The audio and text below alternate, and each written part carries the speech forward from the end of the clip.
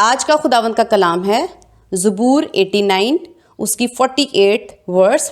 وہ کون سا آدمی ہے جو جیتا ہی رہے گا اور موت کو نہ دیکھے گا اور اپنی جان کو پتال کے ہاتھ سے بچا لے گا. آمین. خدا کا شکر ہے اس کلام کے لیے. جیسا کہ ہم سیکھ رہے ہیں برا کی شادی آ پہنچی، اور جس میں ہم نے یہ سیکھنا ہے جو ہمیں سیکھنا لازمی ہے وہ ہے ہم دو روحوں کے بارے میں جانیں اور سیکھیں. دو روحیں، دو قسم کی روحیں ہیں. ایک روح خدا کی روح ہے، دوسری روحیں جو ہیں دوسری قسم، دوسری کائنڈ جو ہے وہ تمام روحیں ہیں جن میں انسانوں کی روح آئے گی، خدا کے فرشتوں کی روح آئے گی، شیطان کی روح آئے گی، اور شیطان یا ابلیس جس کو کہتے ہیں ابلیس کی فرشتوں کی روحیں آئیں گی. یعنی تمام روحوں کی بات کر رہی ہوں. خدا کے علاوہ جتنی بھی روح ہیں یہ ہم ایک کیٹیگری میں سیکھ رہے ہیں، ان کی ایک قسم ہے، اور خدا کی روح ایک علیحدہ قسم ہے. جب تک ہم ان دونوں روحوں کی قسموں کو نہیں سیکھیں گے تب تک ہمیں نہیں پتا چلے گا خدا کون ہے، کیسے ہیں اور کیسے کام کرتے ہیں. کیوں خدا نے اپنے آپ کو ڈیوائیڈ کیا ہوا ہے تین میں، باپ، بیٹا اور روح القدس. لیکن جو تمام دوسری روحیں خدا کی روح کے علاوہ ہے وہ اپنی روح کو ڈیوائیڈ نہیں کر سکتی. یہ آلریڈی میں تعلیم دے چکی ہوں. وہ ڈیوائیڈ نہیں کر سکتی. اس کا مطلب ہے دونوں روحوں کی قسموں میں بہت زیادہ فرق ہے، دونوں ایک دوسرے سے مختلف ہیں. جب تک ہم اس بات کو اچھے طریقے سے نہیں سمجھیں گے کہ خدا کی روح کیسی ہے، خدا کی روح کر کیا سکتی ہے، اور باقی روحیں کیسی ہیں اور وہ کیا کر سکتی ہیں، تب تک ہم خدا کے بیٹے کو بھی نہیں قبول کر سکتے، ہم روح القدس کو بھی قبول نہیں کر سکتے، اور خدا کو باپ بھی نہیں جان سکتے، اور نہ ہم اس دلہن کو جو خدا نے اپنے بیٹے یسوع مسیح کے لیے رکھی ہے، ہم اس روح کو بھی سمجھ نہیں سکتے. ان چاروں کو سمجھنے کے لیے ہمیں خدا کی روح کو سمجھنا پڑے گا کہ خدا کے کام کیسے ہیں. اور باقی تمام روحیں اگر ہم ان کی گہرائی، اونچائی، چوڑائی نہیں دیکھیں گے تو ہم ان کا پیمانہ اگر نہیں جانتے تو ہم ان کے لیے کوئی اچھا فیصلہ، صحیح فیصلہ اور ٹھیک فیصلہ نہیں کر سکتے. تو جب تک ہم اس تعلیم سے، اس علم سے واقف نہیں ہو جائیں گے تو ہم صحیح طرح اور ٹھیک فیصلہ نہیں کر سکتے، دریافت نہیں کر سکتے. ہمیں ضرور ہے کہ ہم جانیں خدا کون ہے اور باقی روحیں کیسی ہیں. کیا خدا کا میل باقی روحوں سے ہو سکتا ہے، یا باقی روحیں خدا کے ساتھ میل کر سکتی ہیں؟ ہم روحوں کو ہی جان رہے ہیں، اور پچھلے کلام میں ہم نے دیکھا کہ روح، انسانوں کی روح، فرشتوں کی روحیں، جتنی بھی روحیں ہیں وہ کیا ہیں. پچھلی دفعہ ہم نے دیکھا کہ انسان کی روح تاریک ہے اور تاریکی کو پسند کرتی ہے. پسند اس لیے وہ تاریکی کو کرتی ہے کیونکہ وہ خود بھی تاریک ہے. اگر وہ تاریک نہ ہوتی، جو چیز انسان جیسا نہیں ہے وہ اس چیز کو پسند نہیں کرتا. جب وہ اس چیز کو پسند نہیں کرتا ہم کہتے ہیں ہاں دیکھا فلاں شخص، فلاں کا بیٹا، فلاں کی بیٹی ایسی نہیں ہے، وہ سب کچھ بھی دیکھتی ہے یا دیکھتا ہے، وہ ایسا کام نہیں کرتا، اس کے کام ایسے نہیں ہیں. اس کا مطلب ہے وہ ان کاموں کو اس لیے نہیں کرتا کیونکہ وہ ان کاموں کو پسند نہیں کرتا. انسان کی روح تاریک ہے اور وہ تاریکی کے کاموں کو پسند کرتی ہے کیونکہ اس کی خود تاریک روح ہے. ابھی ہم نے صرف انسان کی روح کو دیکھا تھا، لیکن ابلیس کی روح، فرشتوں کی روحیں، یہ ہم نے ابھی نہیں دیکھا. ہم اس کو بھی دیکھیں گے کہ ان کی بھی روحیں کیا ہیں، لیکن ان کی روحیں بھی تاریک ہیں.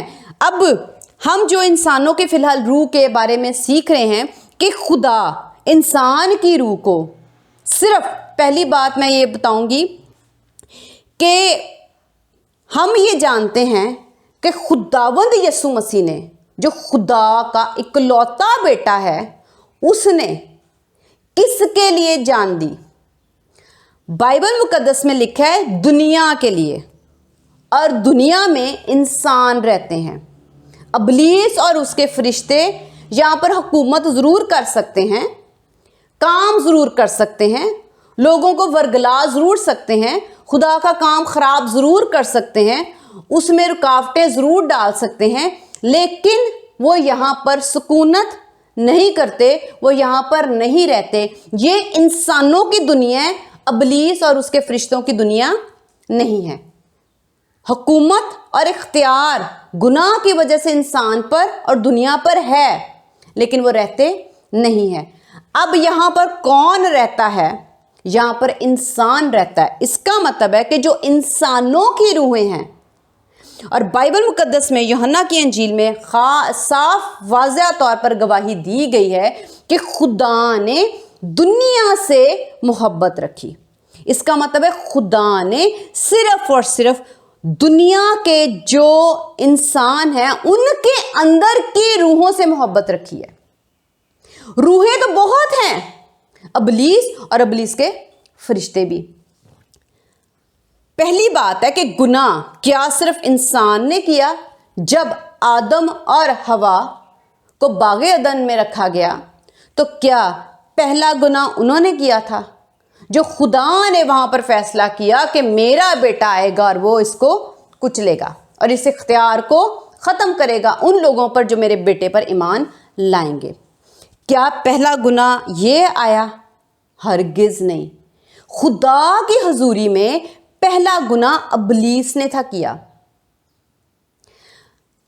ہم دیکھتے ہیں کہ گناہ زمین پر آدم اور حوا کے وسیلہ سے جب آیا اور حوا نے اور آدم نے گناہ کیا تو خدا کو ترس آیا، خدا نے رحم کیا اور خدا نے ایک اچھا سلیوشن، ایک بیسٹ سلیوشن، ایک اچھا حل ہمارے لیے نکالا جو ابدی اچھا بھلائی والا حل ہے۔ وہ وقتی حل نہیں ہے، خدا نے کیا، لیکن خدا نے انسانوں پر کیا یہی گناہ جب اوپر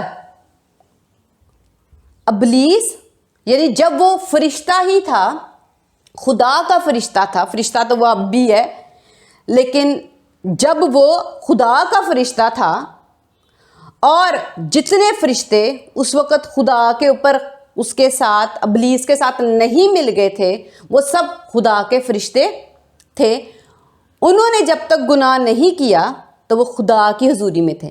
لیکن جب انہوں نے بھی نافرمانی، ابلیس نے اور ابلیس کے فرشتوں نے گناہ کیا، خدا نے سلیوشن نہیں دیا۔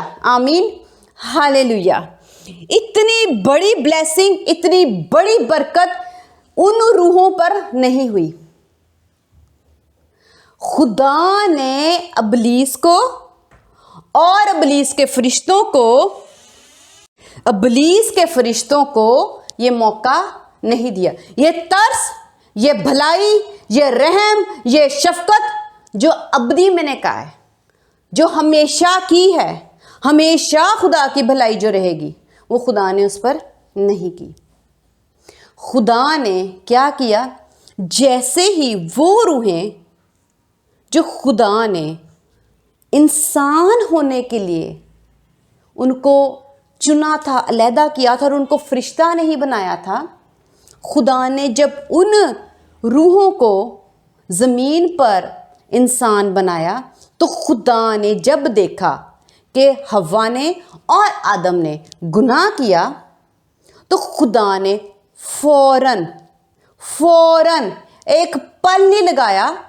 ہم اپنی قربانیاں کرتے ہوئے کروڑ دفعہ سوچتے ہیں کہ ہم یہ کام کریں یا نہ کریں۔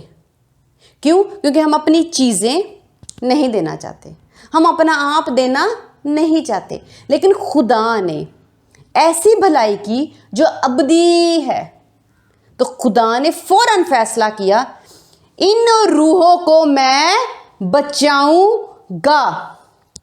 بدی ابلیس اور اس کے فرشتوں نے بھی کی، لیکن خدا نے یہ خیال نہ کیا کہ میں ان کو بچاؤں گا۔ خدا نے خیال کیا ہم انسانوں کا، ان روحوں کا جو زمین پر اس وقت 2 پیدا ہوئیں اور اس کے بعد جو اب تک پیدا ہو رہی ہیں اور آخر تک پیدا زمین پر ہوں گی، ان کے لیے خدا نے یہ خیال کیا. خدا کا خیال بھلا ہے اور خیال کیا کہ میں ان کو بچاؤں گا، اور خدا نے بچانے کے لیے اپنا بیٹا بھیج دیا. ہم یہ سب جانتے ہیں. اب ان سب روحوں کو بچانے کے لیے خدا نے اپنا بیٹا بخشا. کیا یہ روحیں اسپیشل روحیں ہیں؟ ہرگز نہیں. ہر روح پچھلے کلام میں نے بتایا تاریک ہیں. تاریک ہیں تب تبدیلی کی ضرورت ہے. مضبوط نہیں ہیں تو تبدیلی کی ضرورت ہے. اگر یہ روحیں اس قابل ہوتی کہ یہ اپنے آپ سے بچ سکتی تھیں اور کلام مقدس پر قائم رہ سکتی تھی اور گناہ نہ کرتی اور پاکیزگی میں قائم رہتی تو خدا اپنا بیٹا بخشتے ہی نہ. اس کا مطلب ہے کہ دنیا کی ہر روح جو زمین پر اتاری جا چکی تھی، اتاری جا رہی ہے، اترنے والی ہے، وہ تمام روحیں کیسی ہیں کہ ان کو معافی کی ضرورت ہے، کیونکہ ہر روح کمزور ہے، تاریک ہے اور وہ بدی کرے گی. اور جب وہ بدی کرے گی تو اس کو ضرور ہے کہ مسیح یسوع کا خون چاہیے، یسوع مسیح کی معافی چاہیے. بائبل مقدس میں لکھا ہے اور اپنی جان کو پتال کے ہاتھ سے بچا لے گا. کون؟ کیا؟ کون سا انسان؟ کون؟ کوئی بھی انسان نہیں. لکھے وہ کون سا آدمی، یعنی کوئی بھی آدمی، کوئی بھی انسان، کوئی بھی شخص، کوئی بھی روح اپنی جان کو پتال سے بچا نہیں سکتا اور ایسا نہیں کر سکتا کہ وہ ہمیشہ جیتا رہے. لکھا ہے کہ جیتا ہی رہے. اس کا مطلب ہے اٹرنل، ہمیشہ کے لیے، ابدی. کوئی بھی انسان، اس کا مطلب تمام روحیں ایسی ہیں کہ وہ ہمیشہ تک زندہ نہیں رہ سکتی. وجہ؟ کیونکہ وہ کیا کرے گی؟ کیونکہ وہ روح کہیں نہ کہیں گناہ کرے گی اور گناہ کی مزدوری موت ہے. آگے لکھے اور موت کو نہ دیکھے گی. ایسی کوئی روح نہیں، ایسا کوئی انسان نہیں جو موت کو نہیں دیکھے گا. کیوں؟ وہ موت کو اس لیے دیکھے گا، میں نے پہلے بھی کلام میں یہ بات واضح کی تھی، کوئی شخص اگر ہم کہیں کہ نہیں خدا صرف زندہ رہتے ہیں لیکن خدا نے ہمارا یہ ماحول رکھا ہوا ہے، یہ سچ ایسا ہوتا ہے کہ کوئی پیدا ہوتا ہے اور پھر وقت آتا ہے تو وہ مر جاتا ہے، اور وہ ضرور مرتا ہے. کیوں مرتا ہے؟ میں نے یہ نہیں کہا کہ خدا کو کہا تھا کہ دیکھو خدا کو یہ شوق نہیں ہے کہ خود وہ زندہ ہے اور ہمیں پیدا کرتے پھر مار دیتے، پھر پیدا کرتے پھر مار دیتے، اور اسی طرح ہر انسان کے ساتھ ہوتا ہے، وہ پیدا ہوتا ہے وہ مر جاتا ہے. اس کا مطلب ہے یہ حقیقت خدا نے نا انصافی کے ساتھ ہماری زندگی میں یہ سچائی نہیں رکھی ہوئی کہ پیدا اور مر جاؤ، پیدا ہو اور مر جاؤ. کس وجہ سے لکھا ہے وہ کون سا آدمی ہے؟ یعنی کوئی آدمی نہ تو جیتا رہ سکتا ہے اور نہ ایسا آدمی پیدا ہوا ہے جو کبھی موت کو نہ دیکھے گا. کیوں؟ اس کا یہ مطلب نہیں کہ کچھ جو نبی ہیں وہ زندہ اٹھا لیے گئے تو یہ آیت ان پر لاگو نہیں ہوتی. اس کا یہ مطلب ہرگز نہیں ہے. اس کا یہ مطلب ہے کہ کوئی بھی روح ایسی نہیں ہے جو موت کو نہ دیکھے، اور ایسی کوئی بھی روح نہیں ہے جو ہمیشہ تک اب تک جیتی رہ سکتی ہو. اس کا مرنا ضرور ہے. کیوں؟ بائبل مقدس میں لکھا ہے، ہم دیکھتے ہیں خداوند کے کلام میں سے زبور 15 اس کی 5ویں آیت کا آخری حصہ پڑھنے لگی ہوں. اور ایسے کام کرنے والا کبھی جنبش نہ کھائے گا. 16ویں آیت، اس 16واں زبور اس کی 8ویں آیت، اس کا آدھا حصہ پڑھوں گی. چونکہ وہ میرے دہنے ہاتھ ہے اس لیے مجھے جنبش نہ ہوگی. کس وجہ سے جنبش نہ ہوگی؟ چونکہ وہ میرے دائنے ہاتھ ہے. وہ کون؟ خدا. چلے ہم تھوڑی دیر کے لیے خدا کو کر دیتے ہیں سائیڈ پہ. اب خدا نہیں ہے تو لکھا ہے خدا ہے تو جنبش نہیں ہے. خدا ہٹا دیتے ہیں تو کیا ہوگا پھر؟ مجھے جنبش ہوگی. آمین. مجھے جنبش ہوگی. اب ہمیں جنبش کہاں کہاں ہوتی ہے؟ پچھلے کلام میں دیکھا ہم تاریک تو ہیں لیکن ہماری فاؤنڈیشن، ہماری بنیاد مضبوط نہیں ہے. ہم جنبش کھائیں گے ہی کھائیں گے. بائبل مقدس میں بھی لکھا ہے، یسوع مسیح نے کلام ایک تمثیل جو سنائی تو اس میں خداوند نے کہا کہ جب تم ریت پر گھر تعمیر کرتے ہو. اس سے زیادہ میں اس کو بھی ایکسپلین نہیں کروں گی کیونکہ اس کا بھی وقت نہیں آیا کہ میں آپ لوگوں کو وہ تمثیل پوری سناؤں. جب گھر کہاں بنے گا؟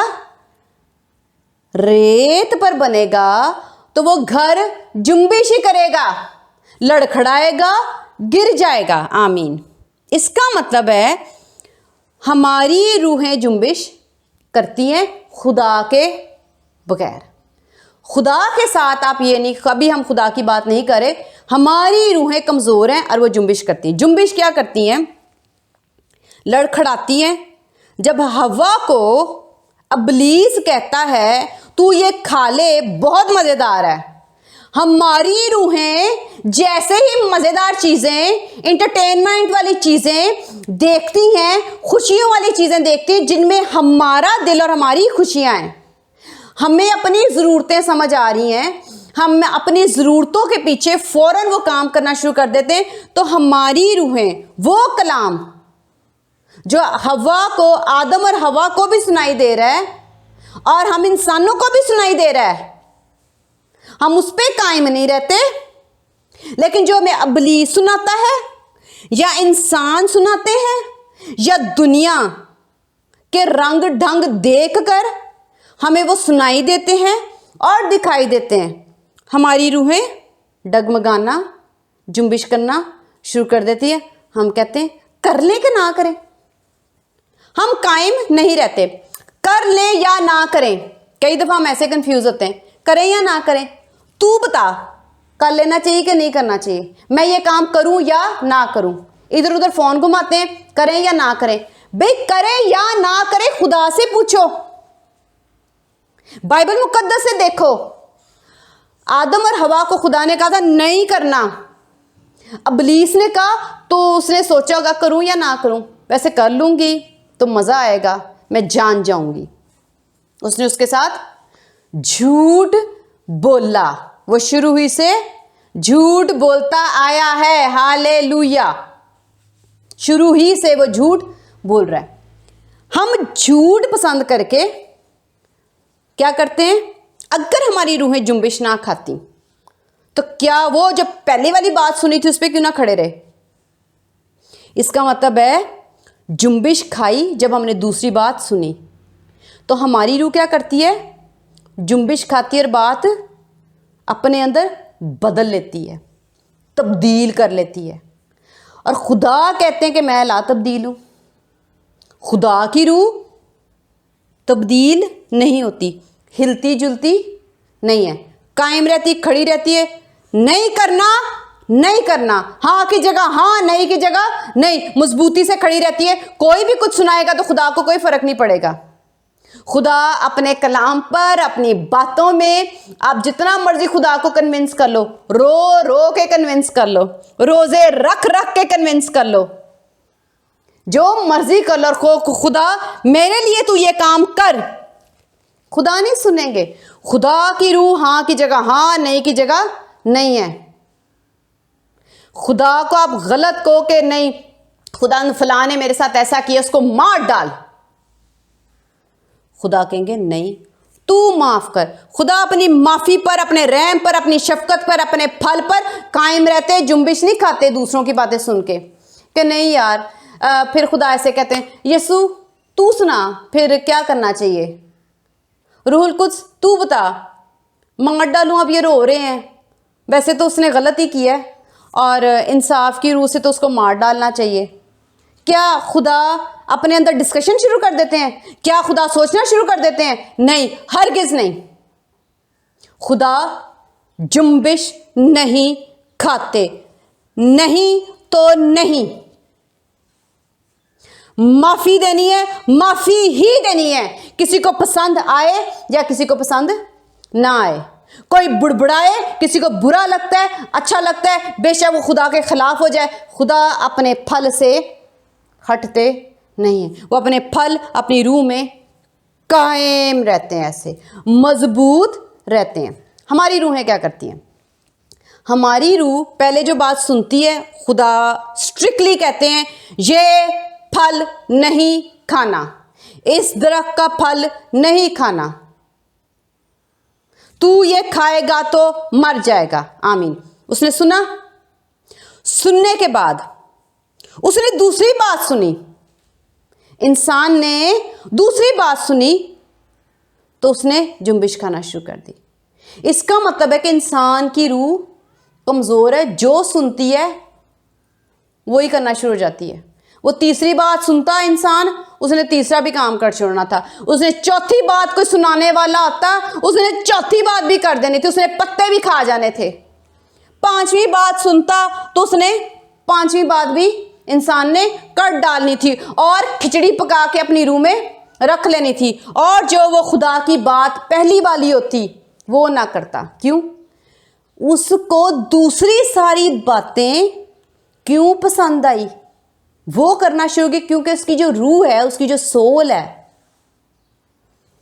وہ پاکیزگی، راست بازی، پرہیزگاری، نیکی کو پسند نہیں کرتی. آمین. اس لیے وہ دوسری باتیں سنتی ہے. اور یہ نہیں ہے کہ ایک بات سن کے وہ اس پہ قائم رہتی ہے. اگر وہ ایک اور بات سنتی تو جو ابلیس نے پہلی والی بات کہی تھی نا، اس نے اس سے بھی مکر جانا تھا کہ میں نے یہ نہیں کرنا، مجھے تیسری بات سنائی دی، میں نے اب یہ کرنا ہے. اگر جو تیسری بات ہے اس میں بھی انسان نے قائم نہیں رہنا تھا. اس نے کہنا تھا نہیں، اس کا مطلب ہے یہ درخت چھوڑ کے میں گھاس کھانا شروع ہو جاتا ہوں. پھر چوتھی پانچویں چھٹی اسی طرح وہ سنتا رہتا تو وہ کسی بات پہ قائم نہیں رہ سکتا تھا. ہم اپنی روحوں کو آرام سے اپنی زندگی میں دیکھ سکتے ہیں. کیا ہمارے گھر میں جو فیصلے ہوتے ہیں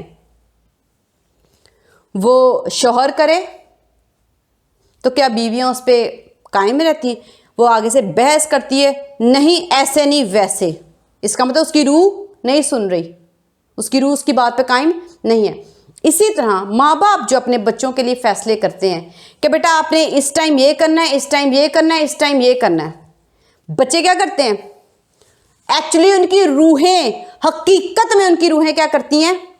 جو بات سنائی دیتی ہے نا، وہ ان کو صرف جسمانی کانوں سے اندر جا رہی ہے.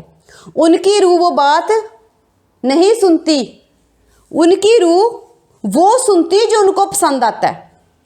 پھر ایک دوست نے کہہ دیا تو وہ مان لیں گے. اگر تیسرے دوست نے کچھ کہہ دیا تو پہلے دوست کی بات ریجیکٹ. آمین.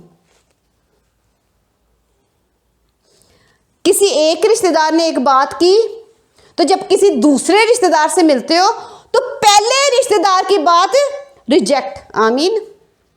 اس کا مطلب ہے ہماری روحیں کہیں ایک کسی بات پہ ٹکتی ہی نہیں ہے، قائم ہی نہیں رہتی، مضبوط ہی نہیں رہتی.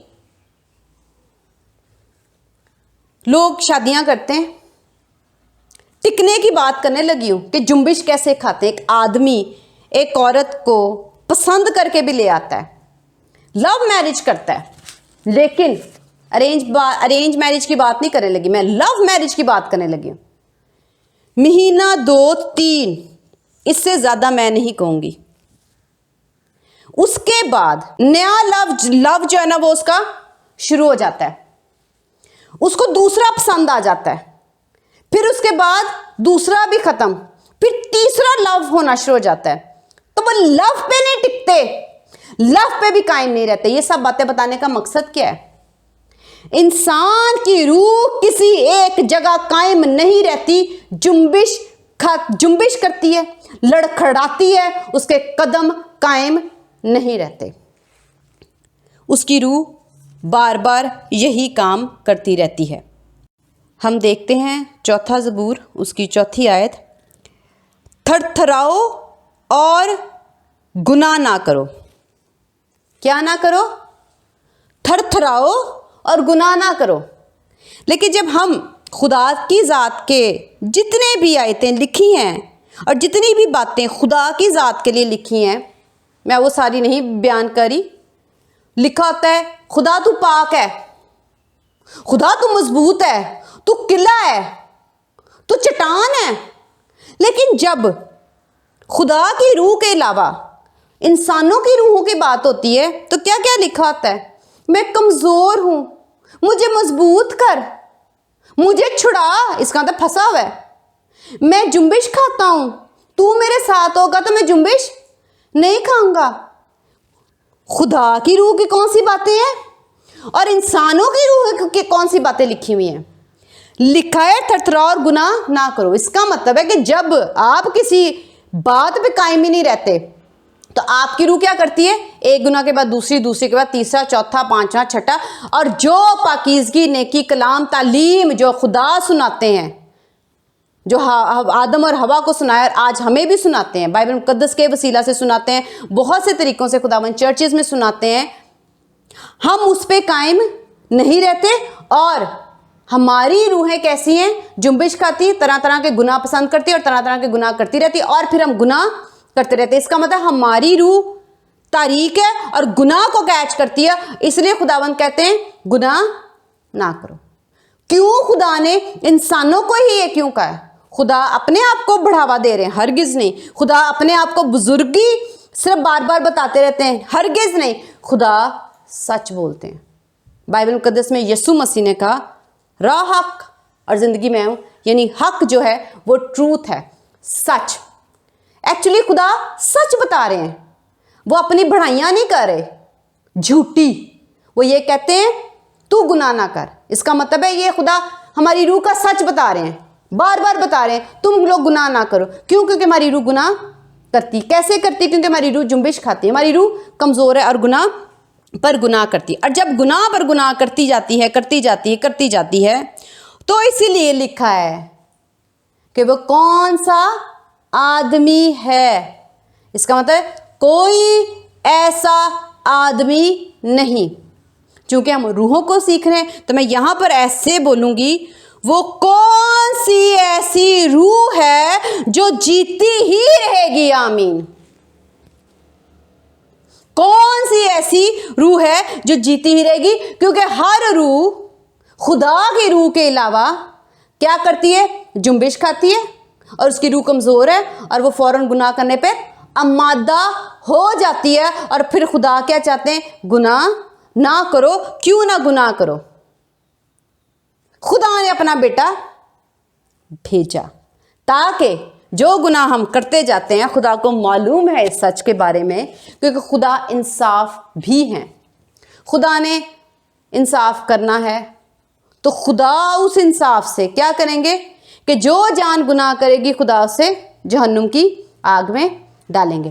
اب جو جان گناہ کرے گی، یہاں پر تو ہمیں یہ بتایا جا رہا ہے کہ کوئی بھی ایسا آدمی نہیں ہے جو پتال سے یا موت سے اپنے آپ کو بچا سکے۔ اس کا مطلب ہے کوئی بھی اپنے آپ کو ان جگہوں سے بچا نہیں سکتا۔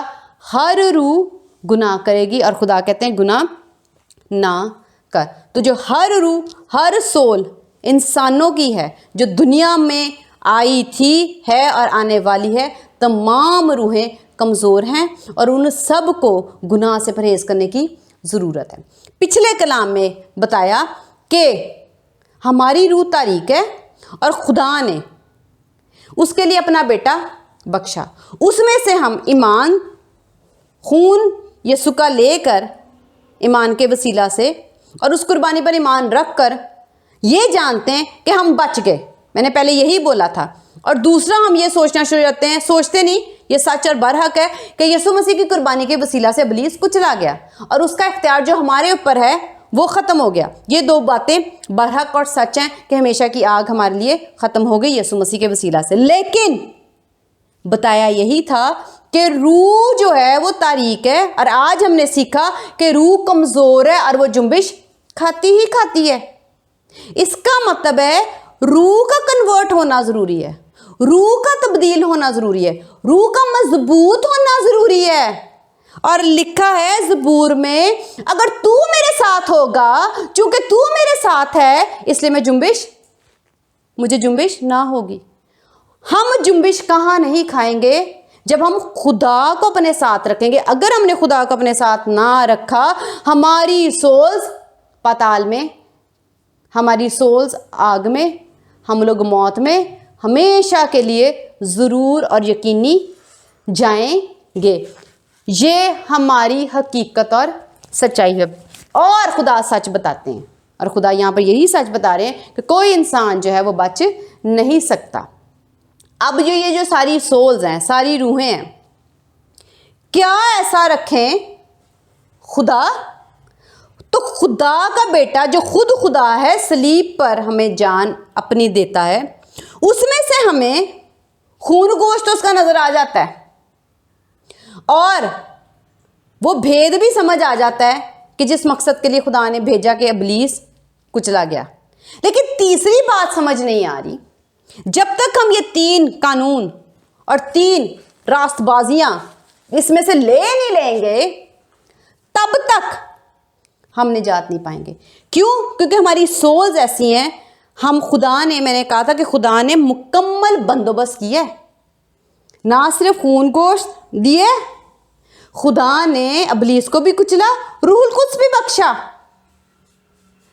اور خدا کا پورا بندوبست یہ ہے کہ ہماری روحیں کمزور ہیں، ان کو معافی تو مل جائے گی، اختیار تو میں ایک دفعہ چھڑا لوں گا، لیکن یہ ابلیس کے اختیار میں بار بار آئیں گے، کیونکہ ان کی روحیں کمزور ہیں، اور یہ بار بار جنبش کھائیں گی، ان کی روحیں بار بار گناہ کریں گی، طرح طرح کے کریں گی، اور یہ بار بار ابلیس کے اختیار میں آ جائیں گے، اور آخر کار ان کا نتیجہ ہمیشہ کی موت ہے، اور آگر ابلیس ان کے اوپر ہی رہے گا۔ خدا نے ہماری روحوں کا سارا خلاصہ اچھے طریقے سے جو سچائی ہے وہ بیان کی ہے کہ ہماری روحیں کس قدر کمزور ہیں۔